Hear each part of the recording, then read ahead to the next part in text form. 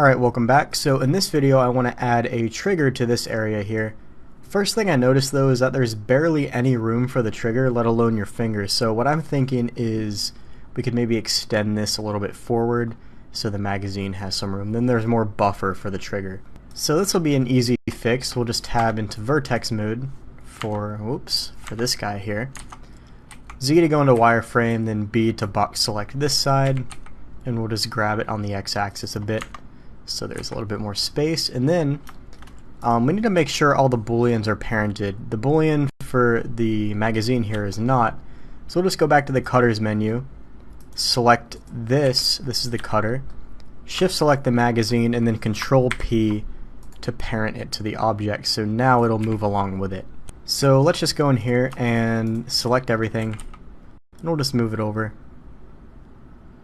Now I'm curious as to what exactly happened here. It's interesting. You know what? I'm going to go ahead and apply the modifiers here. Let's click this because we can't apply them. And with that modifier tools add-on, we can actually apply all in one go. So yeah, I don't really think I'm going to change that anymore. So interesting. Not too sure where this area came into play. But what I'm going to do is make sure auto merge is turned on, and then we can take this edge, double tap G, and if it won't slide up, okay, there we go, slide it up, and then it should merge there. So perfect. So now we should have a lot more room for the trigger here. Now I'm just going to get a general guideline of how I want this thing to look. I don't really have anything specific in mind, but what I think I will do is just start with a block out as usual. We'll go into vertex mode and maybe just position it up here somewhere. We can always reposition this a little bit if we need to, but I think it'll be fine.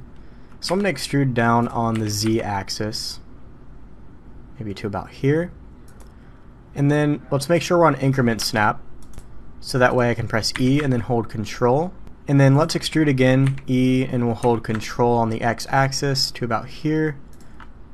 Same idea, let's extrude up this way. Now I want it to be relatively even if I can.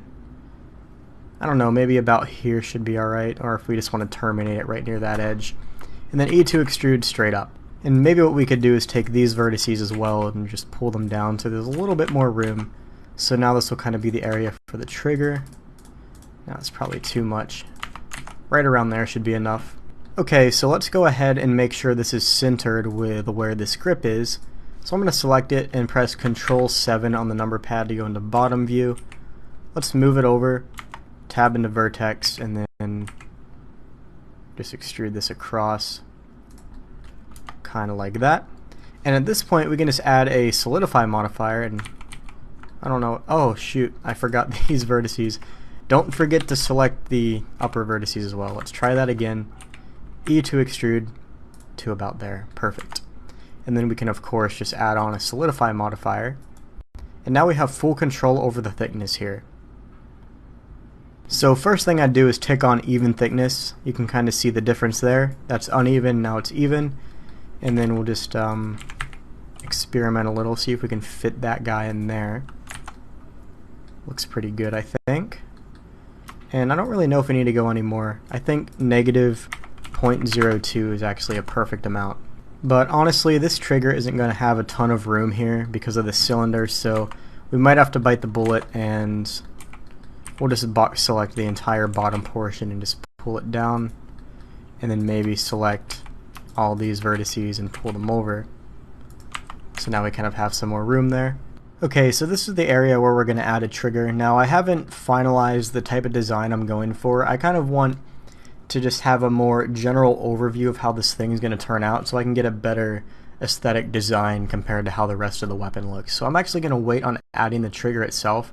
That'll be a super easy piece, just to maybe a bit of subsurf, and that's it. But for now I just wanted to kind of get this area blocked in so I kind of knew what proportions to work with.